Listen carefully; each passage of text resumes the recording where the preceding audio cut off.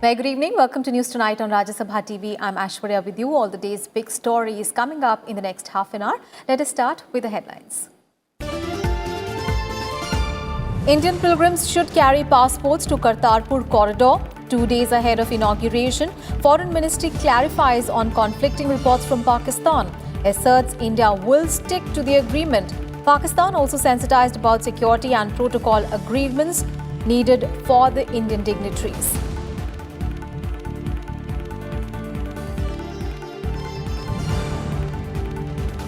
Prime Minister Modi addresses global investors meet in Dharamshala, invites investors to benefit from single window clearance, calls red tapeism a barrier to development, asserts that development is progressing smoothly on 4 wheels in India.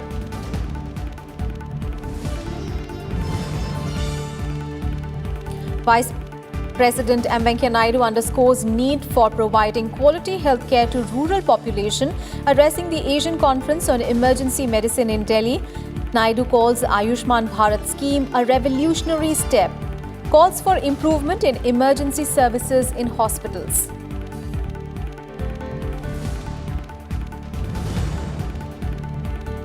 Forensic audit of Punjab and Maharashtra Cooperative Bank underway. Regulator monitoring situation, says RBI Governor Shaktikanta Das. 5 people, including HDIL promoters Rakesh and Sarang Vadwan, arrested in the bank fraud case.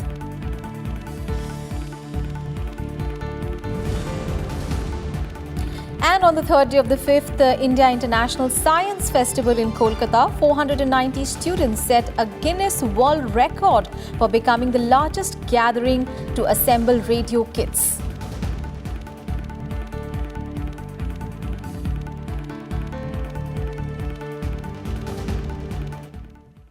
The top story this evening, 2 days ahead of the inauguration of the Kartarpur corridor, the Ministry of External Affairs on Thursday said that the pilgrims going from India to Kartarpur Sahib Gurudwara would have to carry their passports.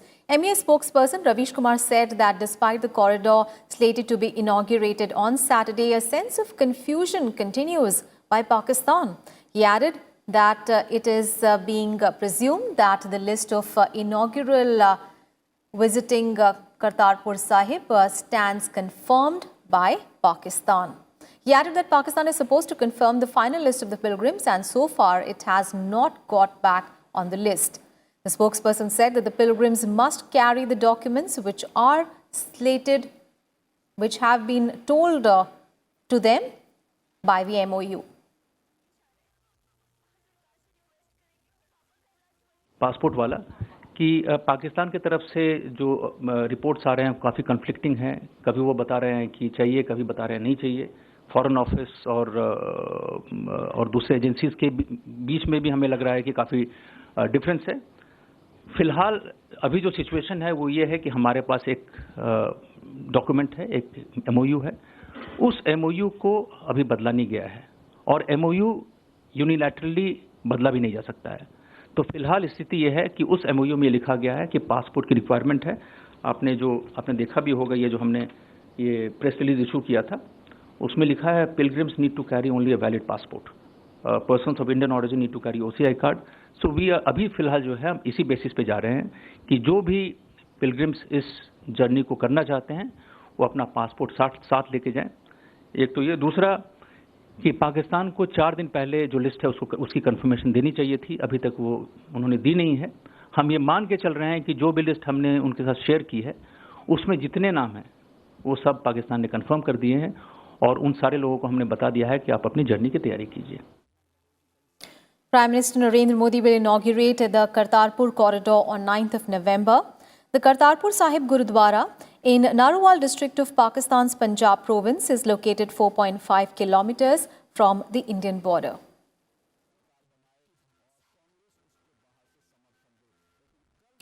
And on to some other news. India has advised Nepal to avoid vested interests that created differences between the two countries. In a response to a question asked in media briefing, MEA spokesperson Ravish Kumar said that the new map issued by the ministry last week accurately depicts its sovereign territory and it has in no manner revised its boundary with Nepal. He added that the boundary delineation exercise with Nepal is ongoing under the existing mechanism and India will find a solution to this issue through dialogue in the spirit of close and friendly bilateral relations. The MEA's response came a day after Nepal objected to the Kalapani area being reportedly shown as part of the Indian territory. The Nepal government on Wednesday said that the Kalapani area situated in the country's far west lies within the Nepalese boundary.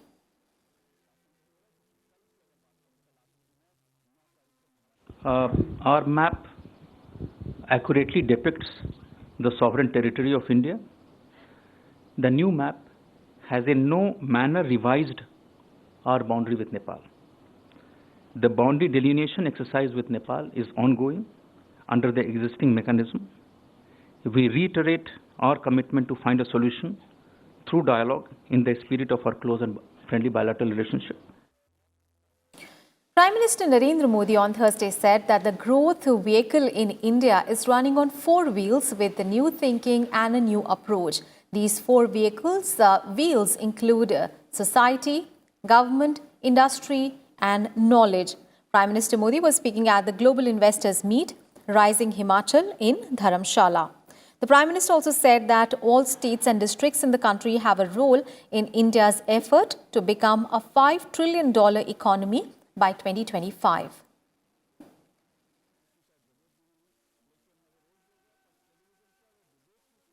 आज भारत की पहचान पहले से कहीं बेहतर business friendly destination के तौर पर बनी।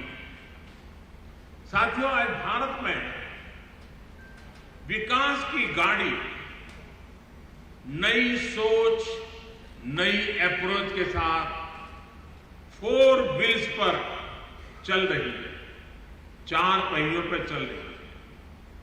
एक व्हील सोसाइटी का जो एस्पायरिंग है,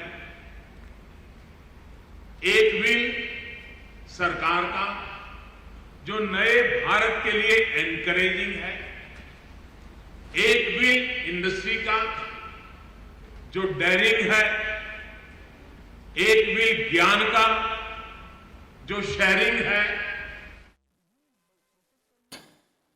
The two-day investment meet starting Thursday is being held to showcase investment opportunities in the state. Himachal Pradesh Chief Minister Jairam Thakur also spoke at the event. जो investment promotion authority का जिक्र हो रहा था, हम बहुत जल्दी इसका गठन करेंगे। इसके लिए जो एक्ट में जो प्रोविजन करने होंगे वो सब चीजें करेंगे। और दूसरा विषय, जो जीएसटी लागू होने के कारण जो मामले हमारे वैट तथा जो सीएसटी के अंतर्गत लंबित है, उनका निपटारा करने के लिए जो है, उसके लिए भी हम बहुत जल्दी हम काम करने की कोशिश करेंगे।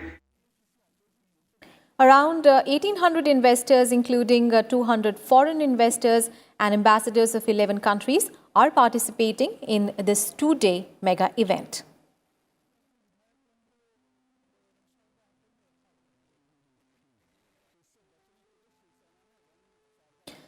Vice President M. Venkaiah Naidu on Thursday said that there was a need to include emergency medicine and trauma care in the curriculum of undergraduate medical courses. He said this at an event organized by the Society for Emergency Medicine India and the Asian Society for Emergency Medicines. Akhilesh Suman brings us this report. Shri Venkaiah Naidu ji, Honorable Vice President of India. Vice President M. Venkaiah Naidu addressed medical practitioners in Delhi on Thursday. He said that emergency medicines play a vital role in the healthcare system and the initial management and stabilization of patients in an emergency was a specialty in its own. He added that a separate license for practice of emergency medicines could be considered by the government and said he would talk to Union Health Minister Dr. Harshvardhan in this regard. It is equally important to ensure that every village or a cluster of villages is connected to an established emergency service network. Well-structured emergency medical services are crucial in saving lives during medical emergencies. There is an urgent need to attach high priority to emergency medicine and service in India. We have to invest in providing timely and high quality emergency health services in the country.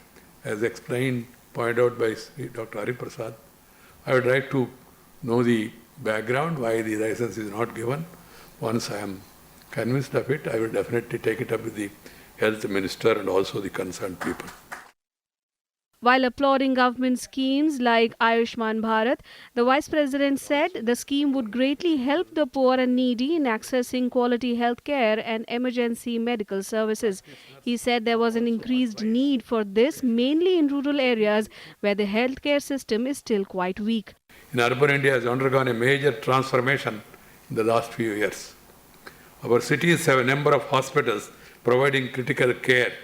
We still have considerable challenge in setting up robust emergency medical services in the country, particularly in the rural areas. Providing quality health care to rural population is a vital component of national development, because even today, 60% of the people live in rural areas. According to estimates, over 3,700 people die in road accidents across the world every day, and a major chunk of these deaths occur in India. Similarly, millions are injured or disabled, with children, pedestrians, cyclists, and the elderly among the most vulnerable road users. Death in such cases is preventable if immediate and knowledgeable emergency medical care is provided. Akhilesh Suman's report for Rajya Sabha TV. There is little difference between life and death in case of emergency. We do have emergency wing in all hospitals, but the question is whether it will be run by general practitioners or we need a specialist in emergency medicines. Government has to think about it. Akhilesh Suman for Rajya Sabha Television with camera person Prasanto in Delhi. Ensuring world unity and peace is a constitutional duty that Article 51 of the Constitution imposes on the government and the people of India. Union Minister for Commerce and Industry and Railways Piyush Goyal said this at the 20th International Conference of Chief Justice of the World in Delhi on Thursday. Representatives of 70 countries, including chief justices and judges, were present at this 5-day conference that aims to take up various issues like a democratic world order, gender equality and gender justice. The theme of the 20th International Conference of Chief Judges of the World was Uniting the World for Children through Enforceable World Law and Effective Global Governance. Explaining its relevance in the 150th birth anniversary year of Mahatma Gandhi, Chief Guest Union Minister Piyush Goyal said Gandhiji always believed that real and lasting peace could only be achieved through children's education. Bapu, as he was called, always said, and I quote, "If you want to reach real peace in the world, start educating children." Theme of your conference this time is talking about uniting the world for children through enforceable world law and effective global governance. Over 200 chief justices and judges from 70 countries are attending the conference. The international conference has been organized by the City Montessori School of Lucknow, whose founder Jagdish Gandhi emphasized the importance of Article 51 that is aimed at promoting international peace by ensuring open and just relations between nations. Provision of Article 51 denotes that we need peace in the world, and peace is possible when there is a respect for law, and then only peace can come. So that is the article, and we are having this conference for this is the 20th year, past 20 years we are having this conference. The conference will extend till 12th of November. On 8th of November, the delegates will leave for Lucknow, where the International Conference of Chief Justices will continue further. This is Leena Sharma's report for Rajya Sabha TV. On to some other news now. Amid persisting uncertainty over depositors' funds, RBI Governor Shaktikanta Das said on Thursday that they are closely monitoring the situation at Punjab and Maharashtra Cooperative Bank, and a forensic audit is also underway. He also added that the agency has been appointed to assess the realizable value of the bank's assets spread across various states for monetization. The BMC Bank, among the top 10 urban cooperative banks in the country, was placed under an RBI administrator on 23rd of September for 6 months due to massive underreporting of bad loans.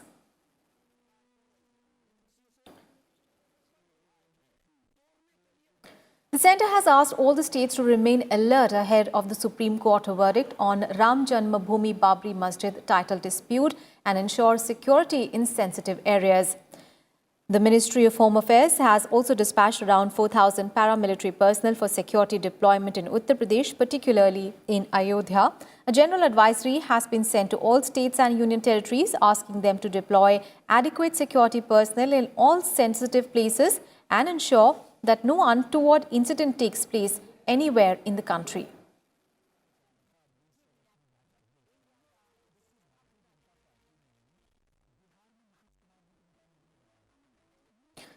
Prime Minister Narendra Modi will visit Brazil from 13th to 14th of November to attend the annual summit of BRICS, a grouping of 5 countries. The Ministry of External Affairs informed that the leaders at the summit will deliberate on boosting overall cooperation among the member nations.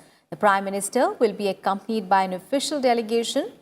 A large business delegation is also expected to be present during the visit, especially to attend the BRICS Business Forum, where the business community of all the 5 countries are represented. The theme of the summit this year is Economic Growth for an Innovative Future. The BRICS comprises Brazil, Russia, India, China, and South Africa. BRICS agenda has expanded considerably to include issues of mutual concern. In the run-up to the summit, several ministerial meetings in different sectors have already taken place. As far as 2019 is concerned, there have been some significant developments in BRICS. In the area of counter-terrorism, over the last years, India has taken the lead to galvanize BRICS. We have also worked closely within BRICS to not only take a strong stand against terrorism, but also work to bring about focused consultations on specific aspects related to terrorism. Trade and investment promotion agencies of BRICS will be signed. The BRICS leaders will also agree to establish the Women Business Alliance. The iBRICS Innovation BRICS Network will be launched, which will include networking of research institutes like science parks, incubators, accelerators, etc. The leaders will also be looking at launching the BRICS Institutes of Future Network, the concept of which has been agreed to by the telecom ministers in August this year. Greater focus will be given in the area of tuberculosis research. Apart from participating in the BRICS summit, Prime Minister will have a bilateral meeting with President Bolsonaro. BJP national spokesperson Sudhanshu Trivedi took oath as a Rajya Sabha member on Thursday. The oath was administered by Rajya Sabha Chairman M. Venkaiah Naidu. Trivedi was elected unopposed to Rajya Sabha in a by-election from Uttar Pradesh last month. The seat fell vacant due to the death of former Union Minister Arun Jaitley.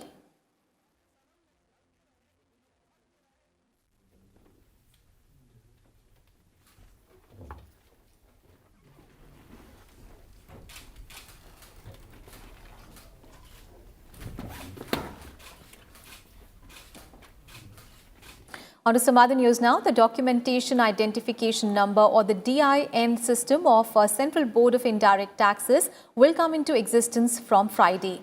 This path-breaking DIN system in indirect tax administration has been created as per the direction of Finance Minister Nirmala Sitharaman.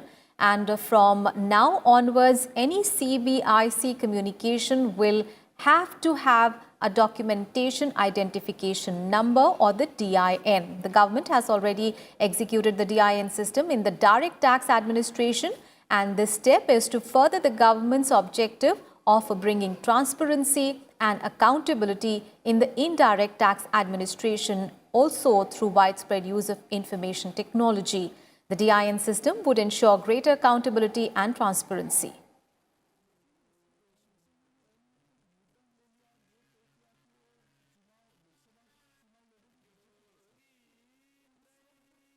The 5th India International Science Festival is underway in Kolkata, and on the third day of the event, a new world record was created.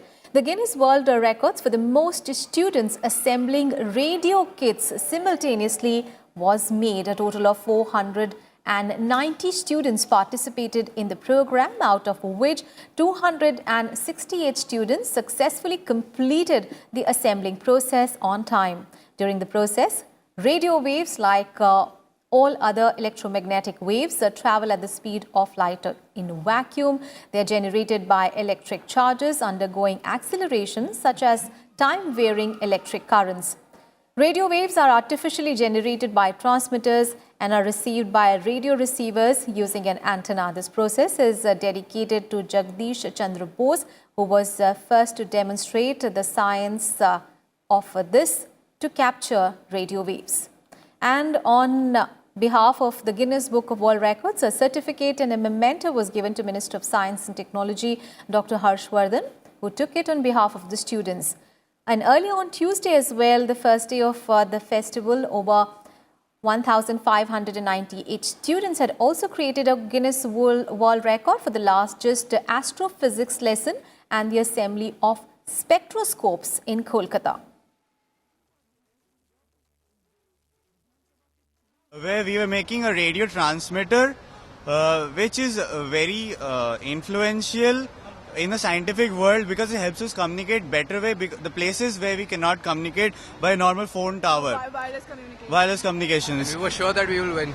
Amazing, amazing. It was kind of mesmerizing because it's a lifetime opportunity, because Guinness Book of World Record is something at a different level, and what more to say. Union Ministers Ramesh Pokhriyal Nishank and Harsimrat Kaur Badal on Thursday launched 3 new books on the teachings of Guru Nanak Dev to commemorate his 550th birth anniversary.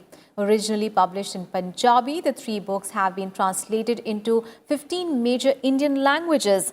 Now, the books titled Guru Nanak Bani and Sakhin Guru Nanak Dev was released by HRD Minister Ramesh Pokhriyal Nishank and Food Processing Industries Minister Harsimrat Kaur Badal at Delhi University's Shri Guru Tegh Bahadur Khalsa College.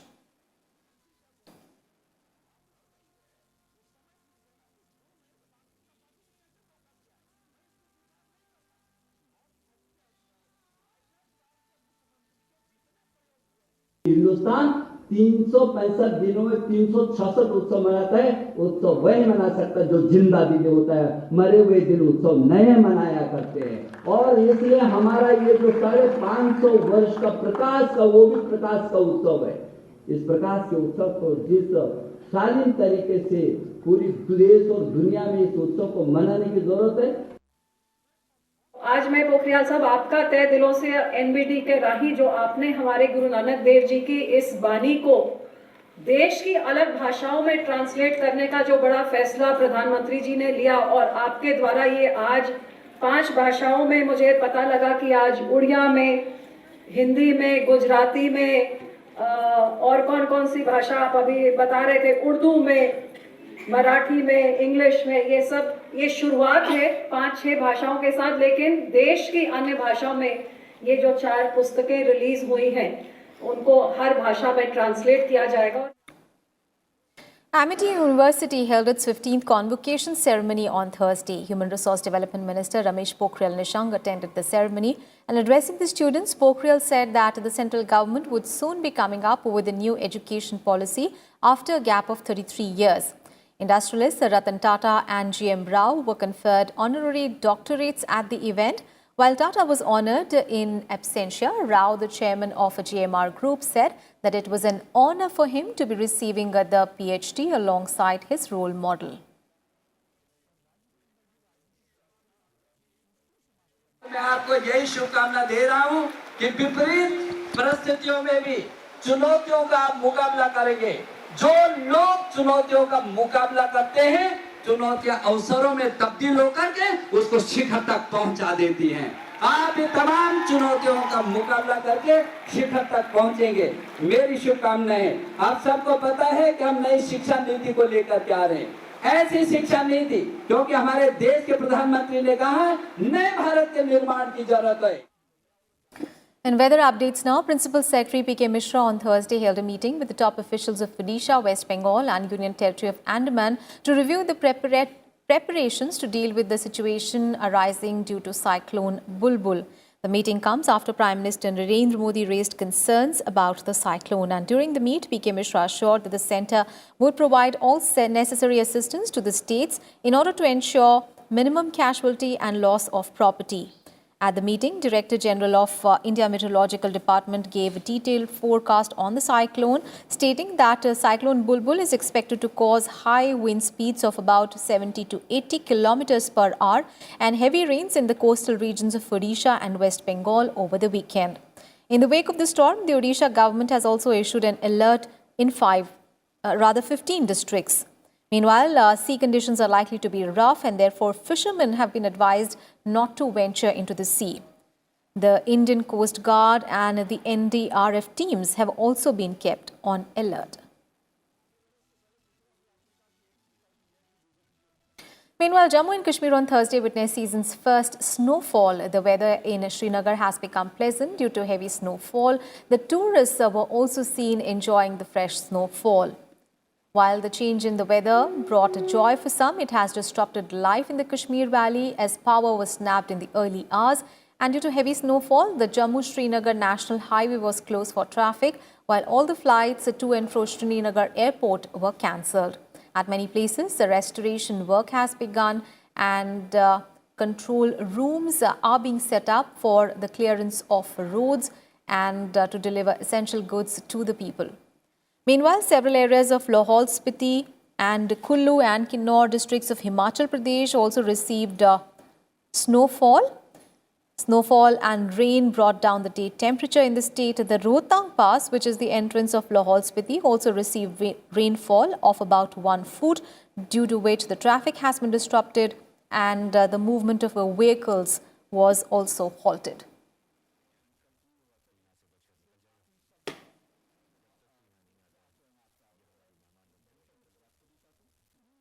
And now some news on climate change and environment.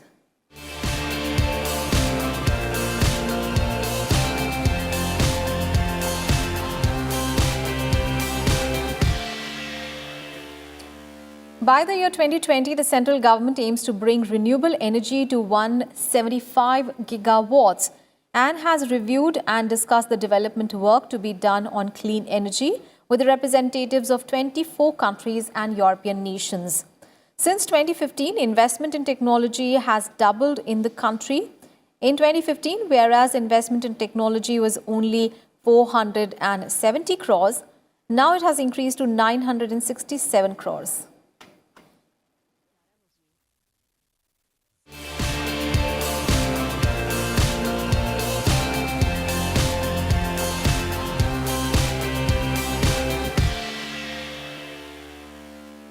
And with that, we wrap up this edition of News Tonight. Thanks for watching. Good night.